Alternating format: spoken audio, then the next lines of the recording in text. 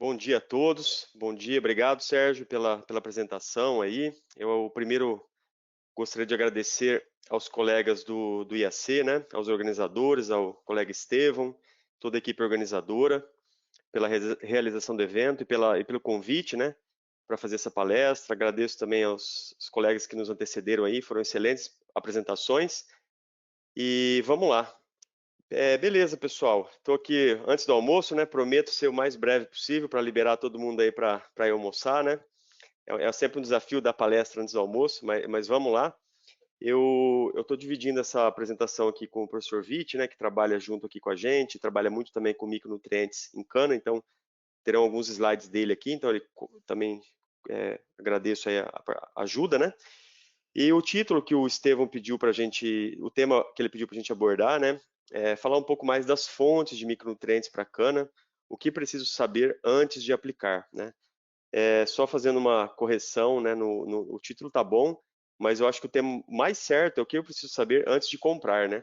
Antes de comprar, porque a usina a gente sabe que muitas vezes a gente vai numa usina, recomenda algum produto, e quando a gente volta lá daqui a 2, 3 meses e pergunta se compraram o produto, já compramos. A hora que você vai ver, não é bem aquele produto que foi solicitado, porque foi para o pessoal da compras e eles acabam comprando é, um outro produto. Então, o que eu preciso saber antes de comprar, tá?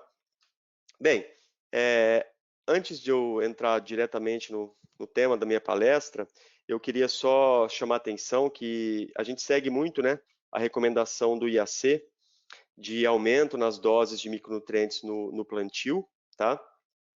A gente participamos muito aí, né, com o Estevão, com o Quage, né, desses trabalhos aí, estamos por dentro dos resultados.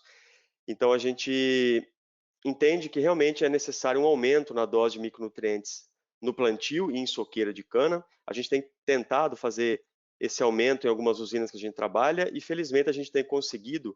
Eu vou dar um exemplo aqui da usina Cerradinho Bio, lá em Chapadão do Céu, que é uma usina aí que está conseguindo ficar acima dos 3 dígitos, né? E eles sempre estão à frente no manejo, né? E o manejo que eles têm feito aí no plantio para conseguir conciliar esse aumento nas doses de micros, eles estão associando o uso de micronutrientes no fertilizante mineral de plantio, eles estão usando lá 500 kg por hectare de 8,39,10, com 0,32 de boro, né? Esse boro, eventualmente, poderia até ser substituído por zinco aí, e o boro vir tudo para o quebra-lombo, né? Mas eles lá dão um enfoque muito forte para o boro. E aí eles têm um tanque, um dos tanques aqui da plantadora de cana, eles colocam uma solução de 40 litros por hectare de sulfato de zinco, fornecendo aí quase 7 quilos por hectare de zinco, mais 2 litros de um produto que tem molibdênio, que fornece 380 gramas por hectare, e aplicam 100 litros por hectare. Então, eles estão chegando perto, né, da recomendação do IAC, que é chegar aí a 10 quilos de zinco e até 600 gramas de molibdênio. E, além disso, no quebra-lombo, eles também fazem uma adubação com boro, né, fornecendo mais uma dose de boro no quebra-lombo. Então, o que eu queria dizer com isso, pessoal, para as usinas que estão nos assistindo aí, que é possível sim, quando a gente quer, ter estratégias de manejo para aplicar maiores quantidades de micronutrientes, tanto no plantio quanto em soqueira de cana, tá? Bem, a minha linha de trabalho, a nossa linha de trabalho, né, para micronutrientes, é sempre conciliar a aplicação via solo com a aplicação via foliar. Eu fico triste às vezes quando a gente vai em algumas usinas e a gente pergunta: vocês usam micronutrientes? Usamos, sim, várias vezes. Aí, como que vocês aplicam micronutrientes? Tudo via foliar. Tudo via foliar. Gente, micronutrientes via foliar, adubação foliar é um complemento da adubação via solo. Então, sempre as maiores doses devem ser via solo e as menores doses devem ser via foliar, visando nutrir a planta no momento de alta demanda dela, ou alguma questão fisiológica que a gente queira melhorar, um transporte de carboidratos, né? Ou alguma, igual o Crucial acabou de falar aí, né? Algum metabolismo secundário da planta. Então, sempre a adubação foliar é um complemento da adubação via solo, ela não substitui completamente a adubação via solo, tá? Essa é a nossa forma de entender o uso de micronutrientes em cana, tá? Bem, esses dois slides eram mais gerais, e agora, né, eu vou entrar aqui, fontes de micronutrientes para a cana, o que eu preciso saber antes de comprar, né? Então, os agrônomos aí que trabalham nas usinas vão passar o pedido, né, para o setor de compras e tem que explicar para os colegas lá que trabalham no setor de compras alguns detalhes, senão depois vão ser comprados produtos que não são o que eles pediram, né? Então, eu vou ler algumas colocações bem gerais. O que a gente precisa saber, né, de maneira geral? Primeiro, saber que existem fontes adequadas para cada tipo de modalidade de adubação com micronutrientes, via solo, via herbicida ou via foliar, ou ainda via corte de soqueira, que muita gente tem feito, tá? Então existe uma fonte adequada para cada uma dessa modalidade. Saber que as fontes solúveis, elas têm uma capacidade máxima de solubilização para não causar decantação ou precipitação, então respeitar essa característica de cada fonte, para não ter problema de entupimento, perda de produto, queima, né? Então, saber disso. E terceiro, as usinas precisam entender também que dificilmente preço e qualidade andam de mãos dadas, né?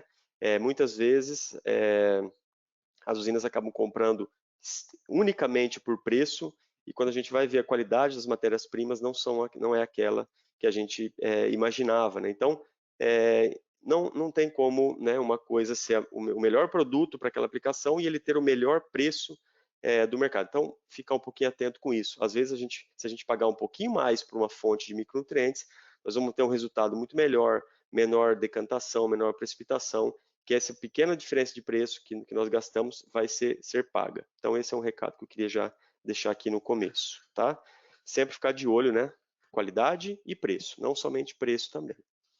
Bem, aqui eu coloquei algumas fotos de modalidades de adubação com micronutrientes em cana-de-açúcar.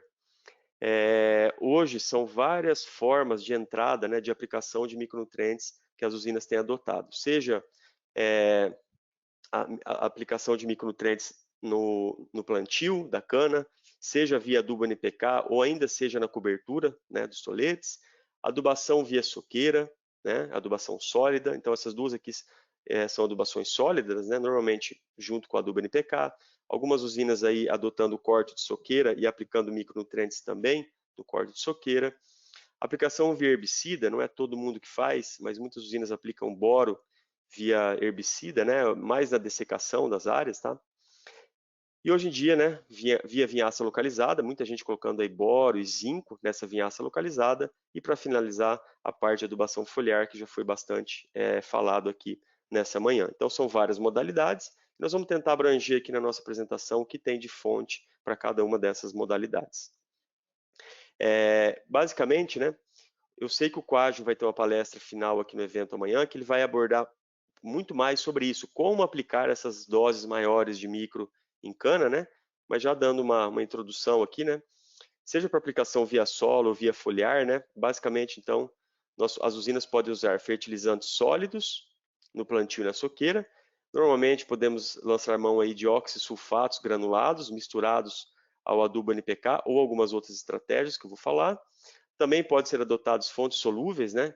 Que os trabalhos do IAC aí, eles foram feitos com fontes solúveis, aqueles resultados excelentes que nós vimos aí de efeito de micro em cana-planta, foram usadas fontes solúveis, então também pode ser usado, seja na cobrição, como eu mostrei ali a foto da usina Cerradinho, Chapadão do Céu, ou uma terceira caixa, mas eu vou deixar isso para o Quadio abordar com mais detalhes. E as novas estratégias aí, né? Corte de soqueira, via herbicida, via vinhaça localizada ou via foliar, aí nós teremos que lançar mão unicamente, né, de fontes solúveis ou parcialmente solúveis para essas modalidades aí, tá? E aí agora eu vou falar um pouquinho de cada uma dessas fontes aí.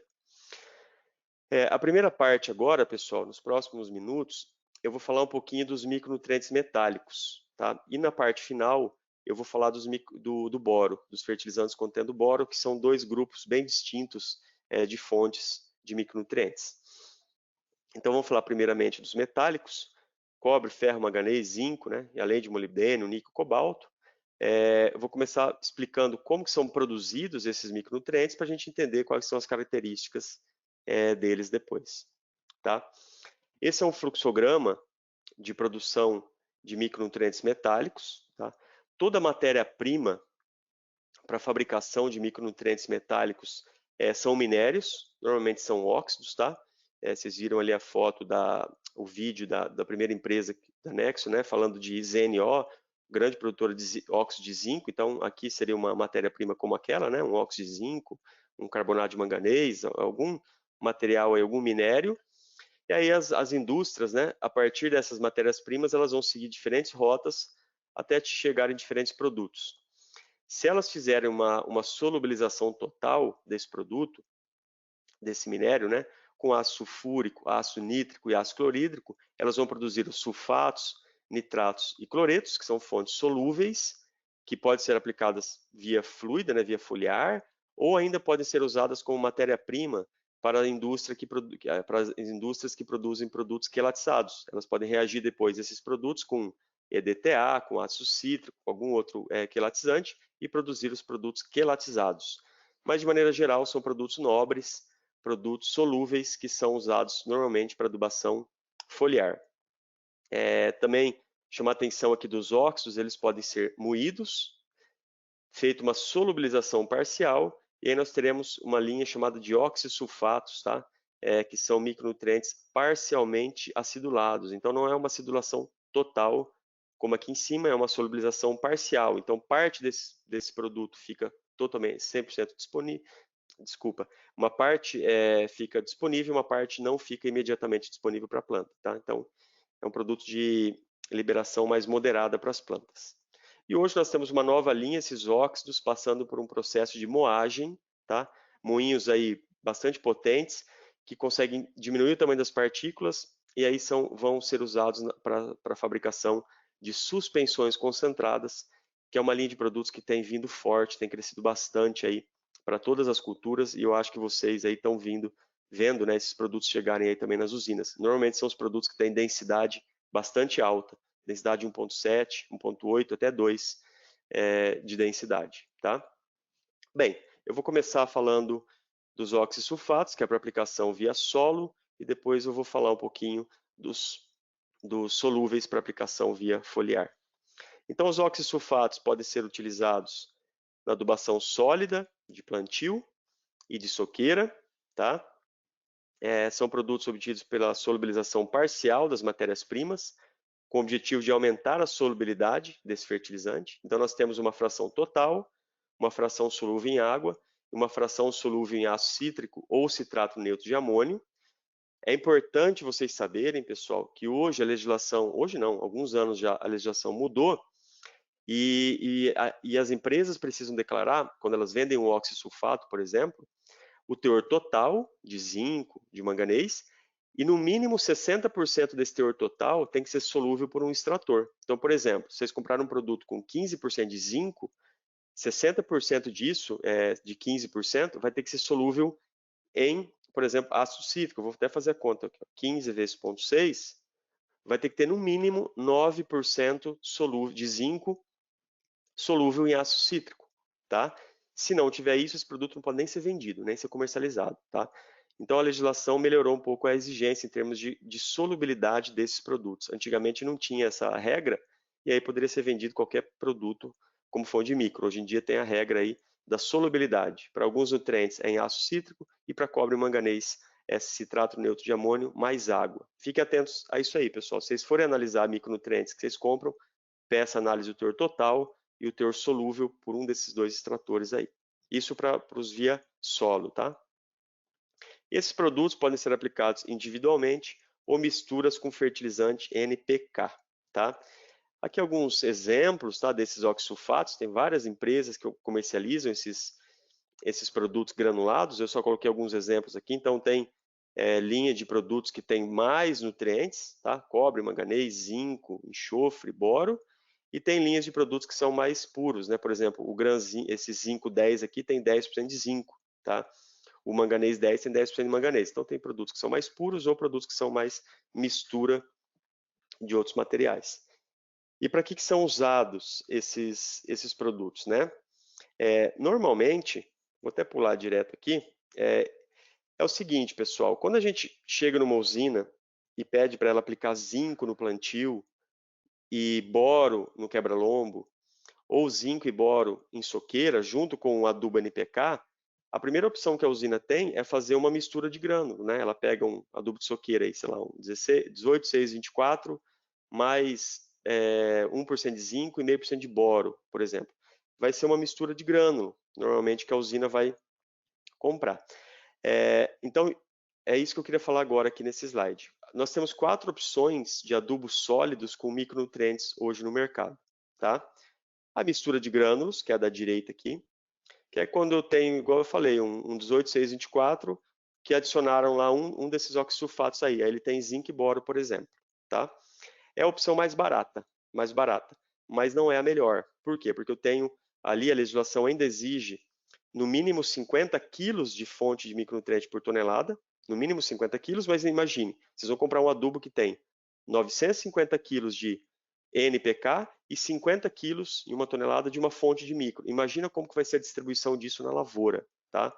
Então, de novo, é a fonte mais barata, mas não é a melhor forma de aplicação desse micronutriente, tá? Mas é o que muita gente usa.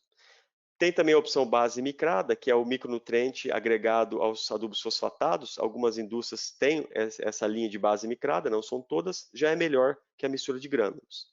Pelo menos em todos os grãos de fósforo eu já tenho micro. Hoje em dia, uma tecnologia que tem crescido bastante, né? A Eringer começou com isso lá no passado, a linha Micro Total, mas agora outras empresas têm trazido essa linha, tá? A Yara, eu sei que tem, né? São os micros revestidos, né? Então você faz uma mistura NPK e aí você pulveriza uma solução concentrada de micronutrientes em volta dos grânulos. A grande vantagem, eu tenho micronutrientes em todos os grânulos. A desvantagem, eu não consigo colocar altas quantidades de micro, senão esses micros vão descolar, desgrudar e vai chegar um adubo de baixa qualidade para vocês com um monte de pó no fundo do bag, por exemplo. Mas é uma opção interessante que a gente gosta bastante. E por fim, a mistura granulada, quando todos os nutrientes estão no mesmo grânulo. Esse é o melhor dos mundos. Se vocês conseguirem comprar um adubo como esse, excelente, ele já vem com NPK e vem normalmente com um pouco de micro, é o melhor dos mundos porque em todo grânulo eu tenho micronutriente. Qual que é a desvantagem? É mais caro, tá? Então, da direita para a esquerda, os produtos vão encarecendo mais, tá? Mas igual eu falei, pessoal, qualidade e preço é uma briga eterna, né? Então a gente tem que olhar aonde dá para colocar o nosso investimento, onde a gente vai poder se posicionar, tá? E aqui embaixo uma figura mostrando que à medida que a gente caminha para essas linhas melhores, eu tenho menor segregação, tá? Eu tenho melhor qualidade de distribuição dos adubos no solo.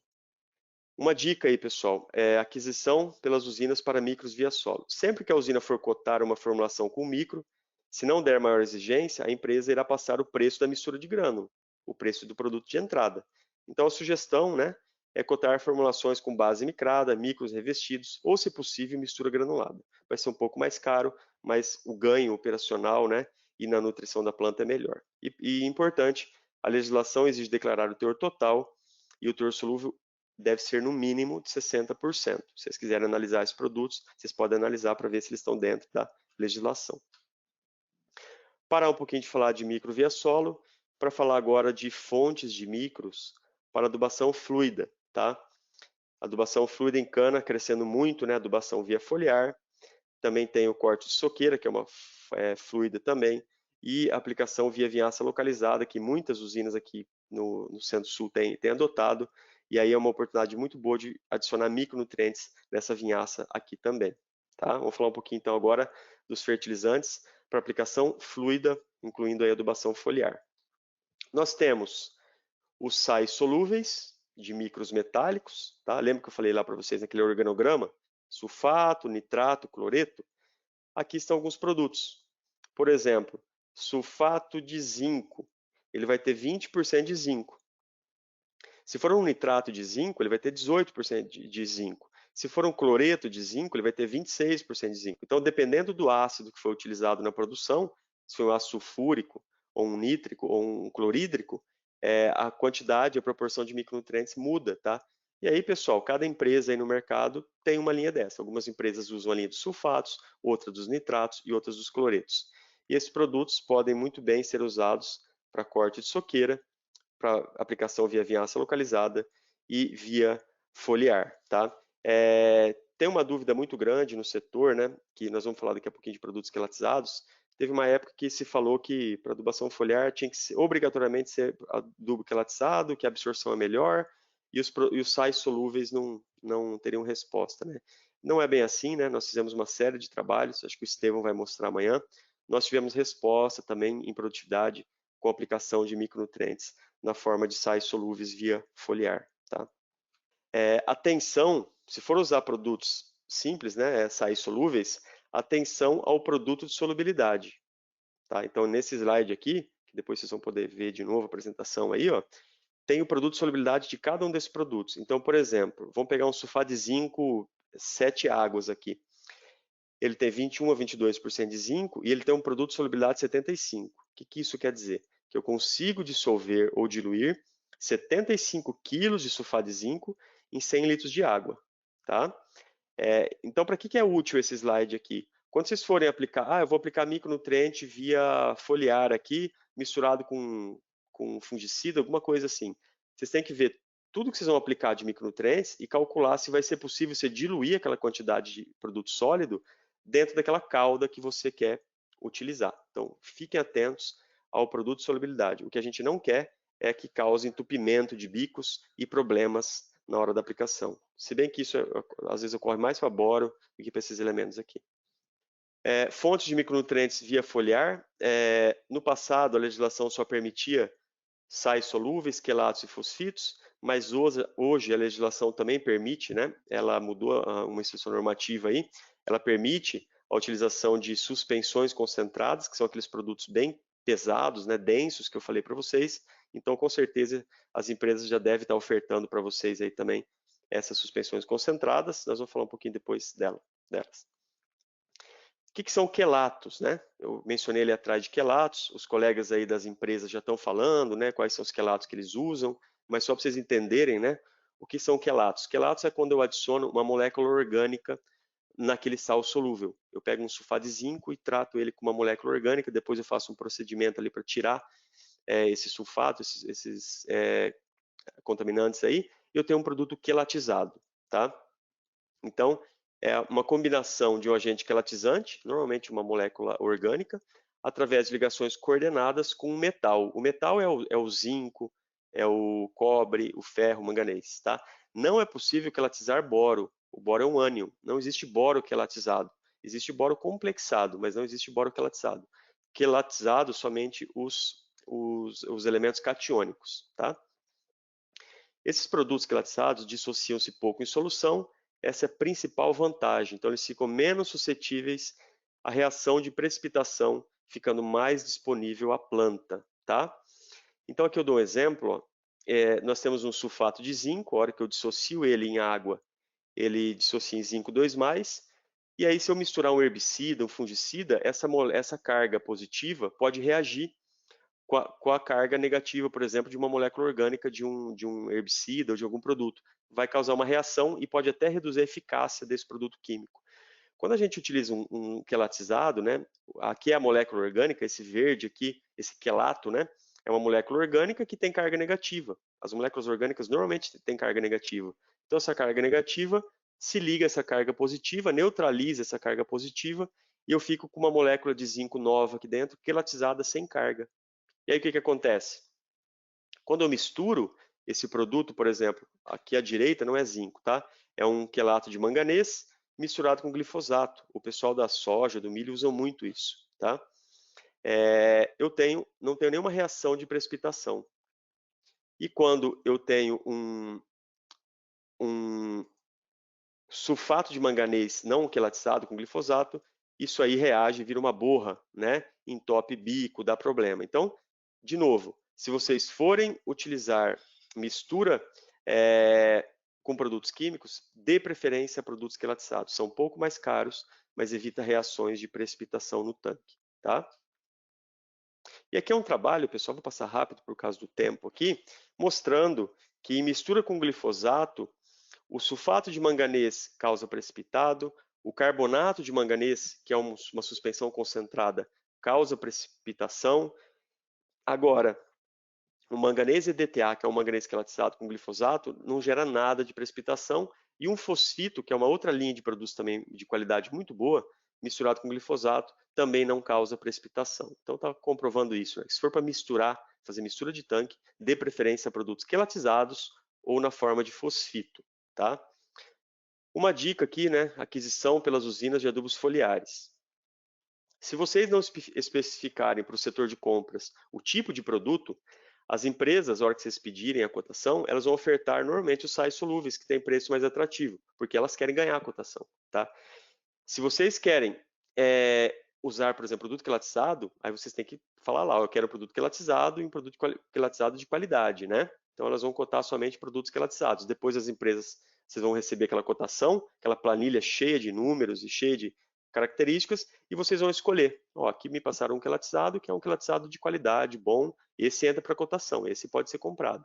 Esse aqui também cotaram como quelatizado, mas não é normalmente um quelatizado, é um produto complexado, então vamos tirar fora da cotação. Vocês que vão fazer essa escolha aí. É isso muitas vezes que a gente acaba fazendo, ajudando as usinas nessa decisão aí. Pessoal, não existe milagre. Produtos quelatizados bons, de qualidade, eles são mais caros, porque, de novo, eu tenho uma molécula orgânica ali dentro. E tem menor concentração do que os sais solúveis, tá? Aqui alguns exemplos. Não é possível um produto quelatizado ser mais concentrado, por exemplo, o sulfato de zinco quelatizado. Ele vai ter 14% de zinco. O sulfato de zinco puro tem 22%. Não é possível um produto quelatizado ter mais concentração do que um produto sal solúvel. Por quê? Eu tenho até uma molécula aqui na minha mão, aqui, ó, no meu lado aqui, é uma molécula quelatizada. O que, que é isso? Aqui no meio é um átomo de manganês e aqui em volta é o quelato. São dois, aqui no caso, são dois aminoácidos que estão quelatizando esse manganês. A molécula fica maior. Então, dentro do produto, eu tenho a participação agora de outros elementos. É óbvio que vai cair a concentração de manganês quando eu tenho um produto quelatizado, tá? Além da molécula ficar maior também. Então, é isso aí. Não tem como ter produto quelatizado tão concentrado quanto sal solúvel. Se ele for tão concentrado, desconfiem, porque na verdade foi adicionado menos quelatizante ali dentro do que necessitaria, tá? Quando a gente tem que ter um produto quelatizado, 100% dos cátions ali tem que estar na forma quelatizada. Não adianta eu quelatizar metade, ali vai precipitar da mesma forma. Isso aqui são suspensões concentradas, eu vou passar por causa do tempo, pessoal. E aqui, últimos 5 minutos aí da minha apresentação, eu queria falar para vocês sobre boro. Boro é um nutriente hoje está sendo muito falado na agricultura brasileira como um todo, não só para cana, mas para soja, para milho, para algodão. Normalmente, né, os nossos solos são pobres em boro, porque o boro ele, amanhã vai ter uma palestra do Walter Casarim sobre isso. O boro ele fica na forma de ânion no solo, então ele se movimenta, lixivia com muita facilidade. Então todo ano a gente tem que aplicar boro. Não existe efeito residual para boro, tá? Então eu vou falar para vocês aqui as fontes que nós temos de boro. Primeiro, quais são os minerais contendo boro, tá? Nós temos vários minerais, tincal, kernita, ulexita, colemanita e hidroboracita. Esses são os principais minerais contendo boro. Existem outros, mas esses são os principais. A indústria de fertilizante, né, as mineradoras aí pegam esses minerais e tratam ele para fabricar as fontes. Tá? Então, por exemplo, o tincal ele é a matéria-prima utilizada para a fabricação de um produto chamado bórax, tá? Que é um produto solúvel, é um tetraborato de sódio aqui com 10 águas, solúvel, que tem 11% de boro. A olexita aqui, ó, após o processamento dela, nós temos essa fórmula química, então é um borato de cálcio e sódio. Sempre que eu tenho boro ligado a sódio, ele é mais solúvel. Sempre que eu tenho boro ligado a cálcio, ele é mais insolúvel. Tá? O olexita, então, tem boro ligado a cálcio e sódio, então ela tem uma solubilidade média. Tem 10% de boro, e aí nós temos também colemanita, que é boro ligado somente a cálcio, então é o mais insolúvel que tem. Tá? Então essas são as matérias-primas, e aqui eu vou mostrar agora quais são como são produzidos esses fertilizantes. Deixa eu ver se eu consigo explicar para vocês, porque boro não é tão simples quanto aos micros metálicos, tá? Os processos de produção. Então vamos lá. Algumas indústrias produzem os minerais primários, aí, né? O lexita, hidroboracita e colemanita, extraem e moem esse material. Se eu fizer um beneficiamento físico desse material e passar por um processo de calcinação muito alto, inclusive temperatura, 600, 800 graus. Por que calcinar? Porque eu quero tirar outras impurezas para aumentar e padronizar o produto em termos de concentração de boro. Então, elas calcinam esse material. Eu tenho a colemanita, a hidroboracita e a olexita, todos eles têm 10% de boro. Eu posso pegar normalmente essa colemanita ou hidroboracita e utilizar para fabricar alguns fertilizantes, fundir isso a 1000, 1500 graus, e aí eu tenho borosilicatado. É bem pouco, pequena utilização no Brasil desse produto.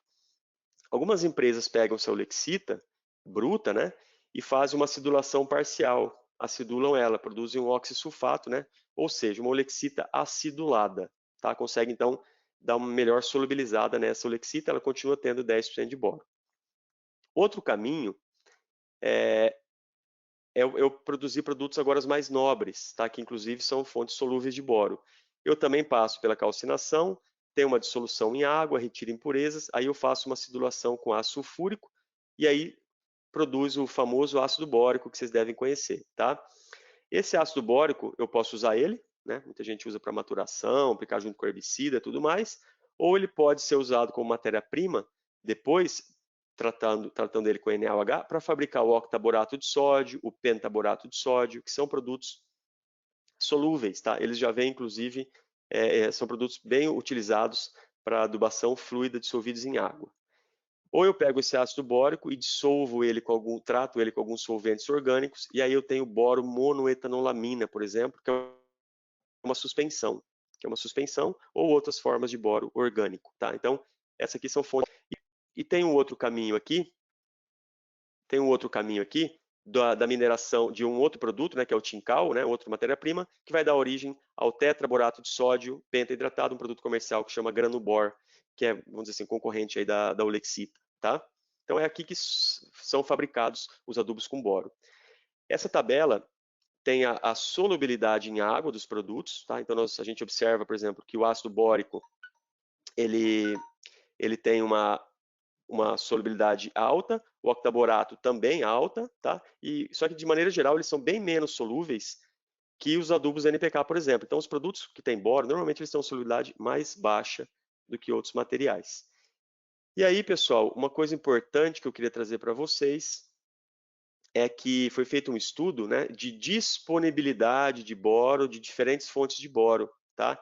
E aí, em resumo, foi feito um estudo aqui, ó, em solo arenoso e um solo argiloso, pelo pessoal da Fundação ABC. Eles fizeram um estudo de incubação em colunas de solo durante 40 semanas, tá? 10 meses, né, de incubação. Olha que experimento longo. E eles foram avaliando a porcentagem de boro que passava nesse perfil de solo ao longo dessas 40 semanas, tá? E o que eles observaram? Olha que interessante.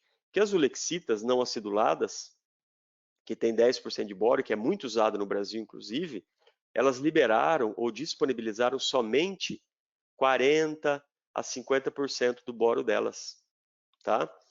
Por outro lado, o tetraborato de sódio pentaidratado, que é um produto comercial que chama Granubor, que tem 15% de boro, ele liberou aí quase 100% do boro dele, e o ácido bórico, que é uma fonte também bem utilizada pelas usinas, liberou 100% do ácido bórico. E o ácido bórico, como esperado, ele é mais solúvel, né? Então liberou mais rapidamente.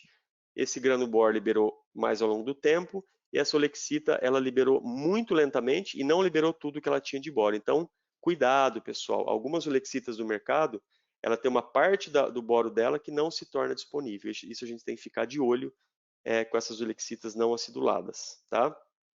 Então, em resumo, né, fertilizantes com boro, nós temos aí para adubação fluida ácido bórico, octaborato de sódio, tá? Aqui o PS, né, produto de solubilidade, ácido bórico 5 kg por 100 litros de água e octaborato de sódio 10 kg por 100 litros. Tem também o boro meia, que já é uma suspensão, e o pentaborato de sódio, que hoje também vem como uma suspensão. Então são produtos mais nobres para ser utilizado via adubação fluida. E tem os para adubação sólida aí, né, o tetraborato de sódio pentahidratado, 15% de boro, e a Olexita, que são os mais comumente utilizados, né? Então só fica o parênteses aí de tomar cuidado da origem dessa Olexita, dar preferência por Olexitas aciduladas, tá? Isso aqui é para mistura via herbicida, né? Muitas usinas acabam misturando esses produtos via herbicida, então eu posso usar ácido bórico, octaborato de sódio, boromeia ou pentaborato. E aqui as doses, né? Normalmente por uma questão de preço, né? Quando a gente usa produtos mais nobres, aí a gente acaba reduzindo um pouco a dose, porque senão fica inviável sua utilização. Sequência de mistura, quando vai usar boro via herbicida, é uma técnica que muitas usinas usam, mas normalmente o pessoal que trabalha com herbicida reclama muito, né? Porque as fontes de boro têm baixa solubilidade, então qual que é a melhor, né? Ácido bórico é o mais barato, mas é o mais insolúvel, vamos dizer assim.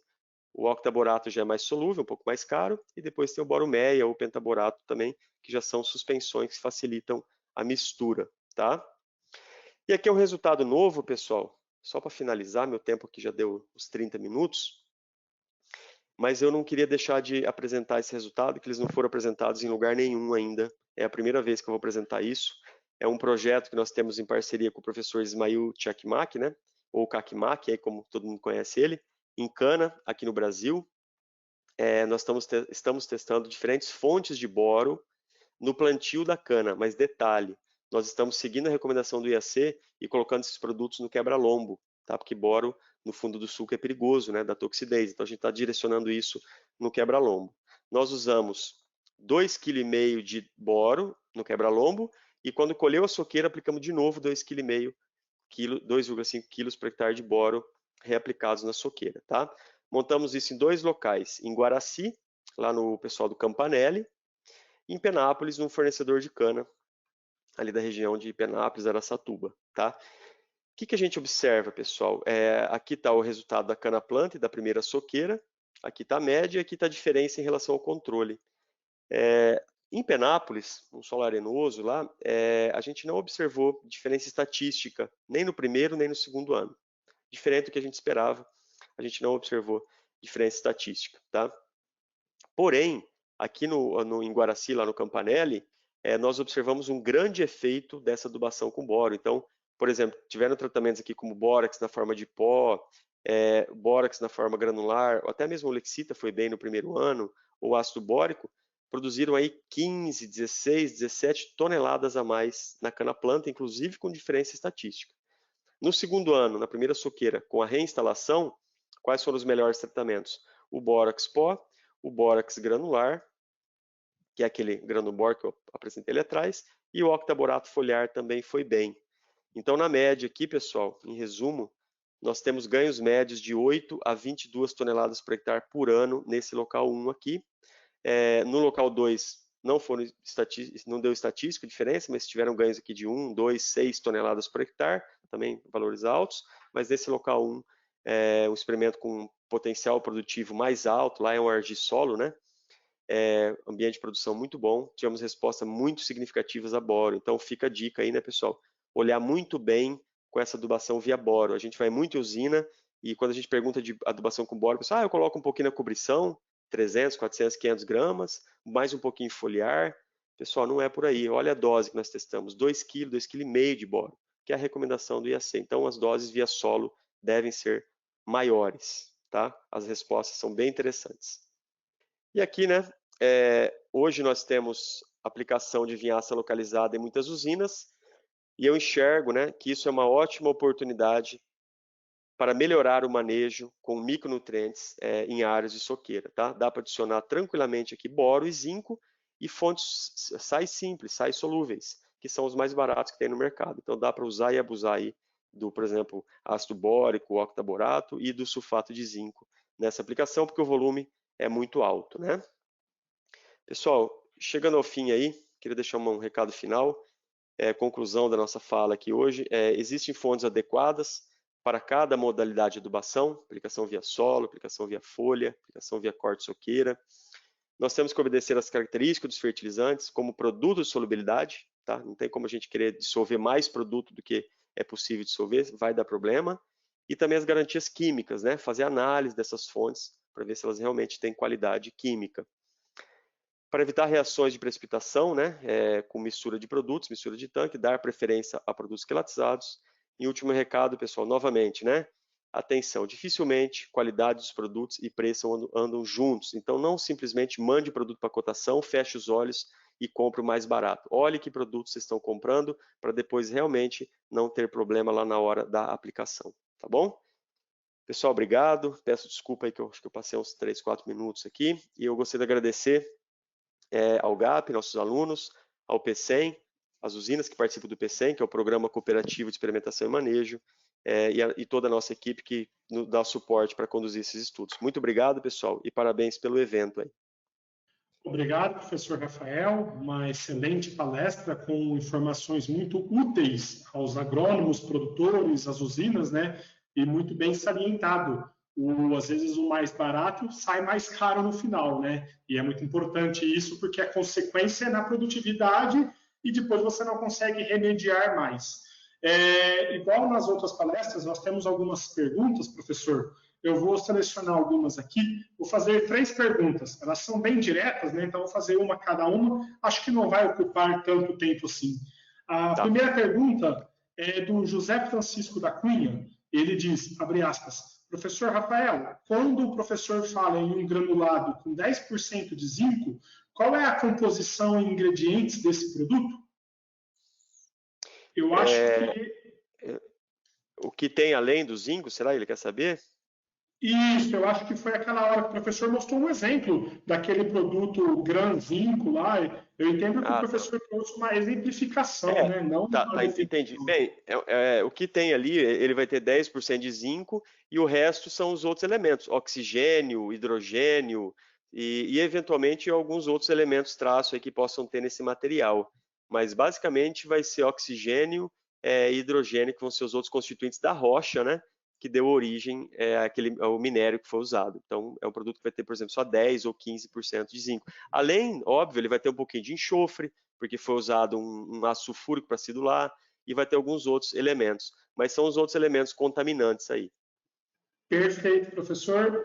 A outra pergunta é do nosso colega pesquisador, doutor Coadjo.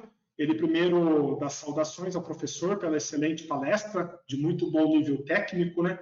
E ele gostaria de saber a opinião do professor sobre alguns fertilizantes que estão no mercado com um apelo comercial muito forte de que são nanopartículas e, com isso, por serem fertilizantes nano, tem mais eficiência. O professor concorda com essa afirmação? Ele queria algo nesse sentido e agradece ao professor pela palestra. Tá, obrigado, Quajo, aí pelo cumprimento. Então, Quajo, eu até tinha alguns slides ali, eu acabei pulando por causa que meia hora é osso, né? Falar tudo em meia hora, eu acabei pulando, peço desculpa aí. Mas realmente, dentro dessa linha de suspensões concentradas, tem algumas empresas que estão chamando de nanofertilizantes, tá? O que é a definição de nanomaterial, né? A definição correta de nanomaterial são materiais cujo o tamanho de partícula é menor do que 100 nanômetros, tá? Esses produtos podem ser chamados de nanomateriais. Mas nós fizemos nós pegamos 15 produtos do mercado, há uns 2, 3 anos atrás, e fizemos uma caracterização bem profunda desses materiais, inclusive medindo o tamanho de partícula. E nenhum dos produtos comerciais ele deu tamanho de partícula menor que 100 nanômetros. A maioria deu 350, 400, 450 nanômetros. Então, eles nem podem ser chamados de nanofertilizantes, né? Porque eles não se enquadram aí dentro da classificação de nanomateriais.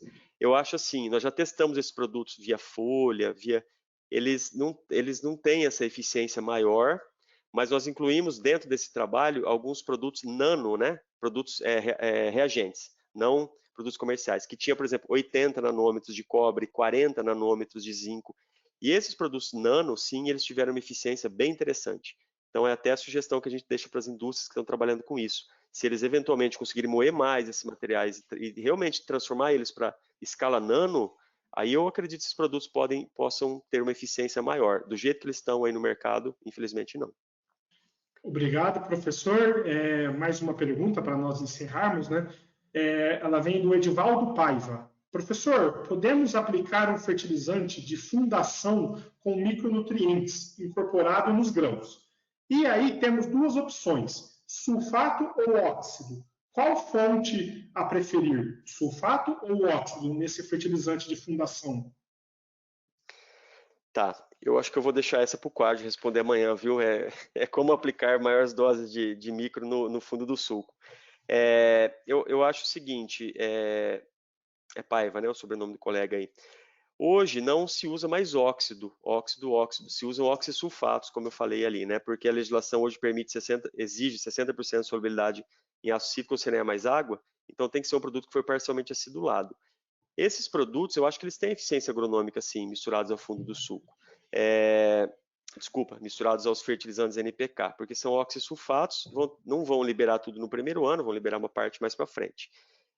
E algumas empresas hoje, esses micros revestidos, eles utilizam normalmente fontes mais solúveis, né? Sais solúveis aí, né? Então eles têm uma liberação mais rápida. Eu acho que os dois, pode usar qualquer um dos dois. O grande recado que eu queria deixar na minha apresentação aqui, pessoal, temos que usar doses maiores de micro em cana. Zinco no plantio, boro no quebra-lombo e molibdênio no plantio, e zinco e boro e molibdênio em soqueira, principalmente, além do manganês e cobre, quando o teor no solo for baixo. Nós temos que aplicar maiores quantidades e hoje tem fontes boas no mercado para atender isso. Acho que é o grande foco da usina eu preciso aumentar a minha quantidade de micro, porque a maioria das usinas que a gente conhece, que a gente anda por aí, ainda estão naquele famoso 2 kg de zinco no plantio, 3 kg de zinco no plantio, 500, 600 gramas de boro ali na cobrição. Isso é passado, pessoal. Nós temos que evoluir e aumentar essa quantidade urgente. E tem fontes boas no mercado para isso.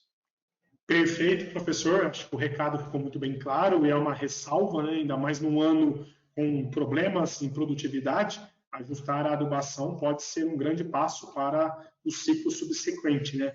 Então, em nome da coordenação do workshop, gostaria de agradecer mais uma vez a palestra e a oportunidade que tivemos de absorver esses nobres conhecimentos que o professor trouxe para todo o público. Obrigado, Sérgio. Um abraço.